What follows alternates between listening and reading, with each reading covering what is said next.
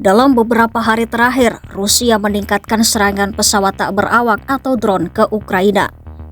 Rusia meluncurkan lebih dari 900 drone kamikaze dan 92 rudal ke Ukraina akhir-akhir ini. Namun siapa sangka, Ukraina ternyata turut melakukan serangan drone ke Rusia. Bahkan, Ukraina berkali-kali melancarkan serangannya yang paling berani. Berikut serangan paling berani yang pernah dilakukan Kiev ke Rusia.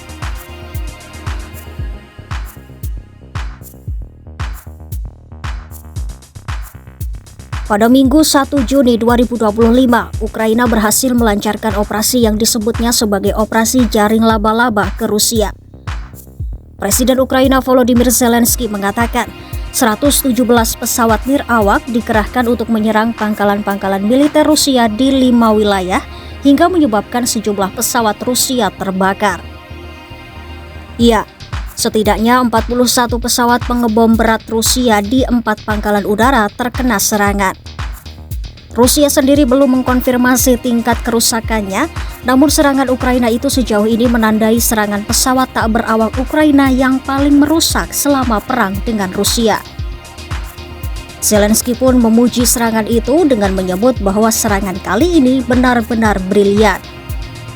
Zelensky juga menyebut akibat serangan Ukraina, Rusia mengalami kerugian yang sangat nyata hingga 7 miliar dolar AS atau sekitar 113,9 triliun rupiah.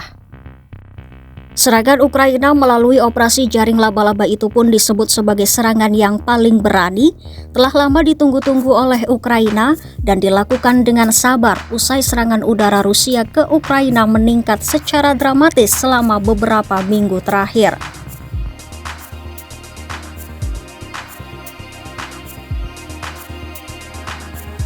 Sebelum Ukraina melancarkan operasi jaring laba-laba, Ukraina juga pernah melakukan serangan yang cukup berani ke Rusia. Awalnya pada Mei 2018, 4 tahun setelah Rusia mencaplok semenanjung Crimea, Putin mengendarai truk melintasi jembatan yang baru dibangun yang menghubungkan daratan Rusia dengan semenanjung tersebut hingga membuat warga Ukraina marah. Ukraina kemudian melakukan balas dendam pada tahun 2022 dan 2023. Pertama, pada Oktober 2022, sebuah ledakan truk terjadi di jembatan Crimea hingga sebagian jembatan Crimea rusak. Rusia menyebut ledakan itu dilakukan oleh Ukraina. Rusia kemudian memperbaiki kerusakan tersebut.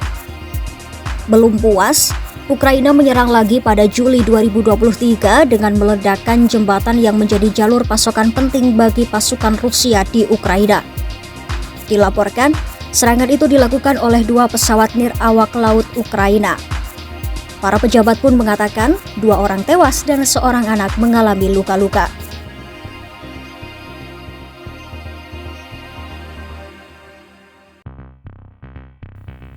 Dua bulan setelahnya, pada September 2023, Ukraina melancarkan serangan terhadap Crimea yang diduduki menggunakan drone dan rudal.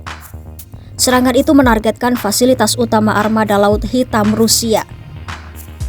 Dilaporkan, serangan pertama menghancurkan setengah pusat komando komunikasi armada Laut Hitam di Vernosadov.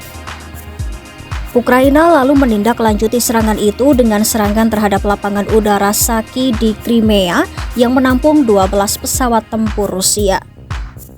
Kemudian pada tanggal 22 September 2023, Ukraina menyerang markas Komando Armada Laut Hitam dan mengeklaim telah menewaskan 34 perwira termasuk Komandan Armada Laksamana Viktor Sokolov.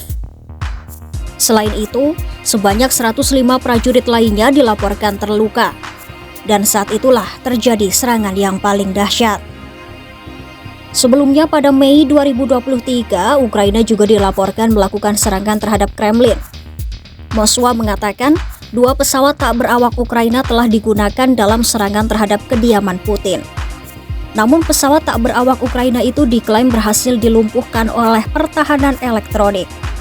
Sementara itu, Presiden Ukraina Volodymyr Zelensky membantah bahwa negaranya telah menyerang ibu kota Rusia atau presidennya.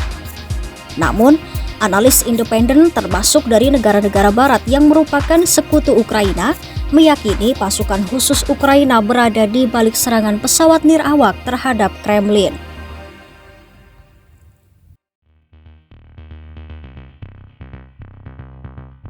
Memasuki tahun 2024, Ukraina melancarkan serangan mendadak di wilayah Kursk pada 6 Agustus 2024. Serangan Ukraina itu pun mengejutkan Moskwa. Akibat serangan itu, Rusia mulai mengevakuasi wilayah Belgorod yang berdekatan dengan Kursk.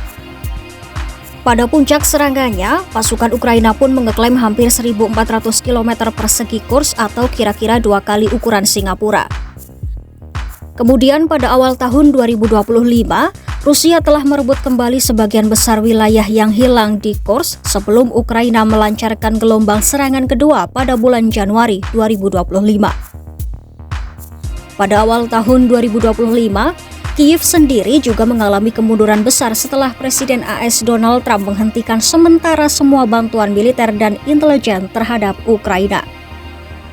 Bahkan pada awal Maret 2025, Rusia telah merebut kembali sebagian besar wilayah tersebut.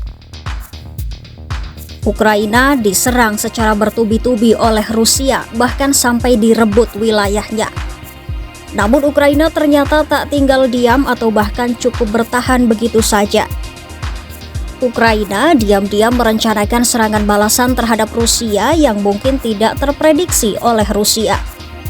Bahkan serangan Ukraina itu berkali-kali disebut menjadi serangan yang paling berani. Ikuti terus berita menarik dan update lainnya hanya di YouTube Kompas.com.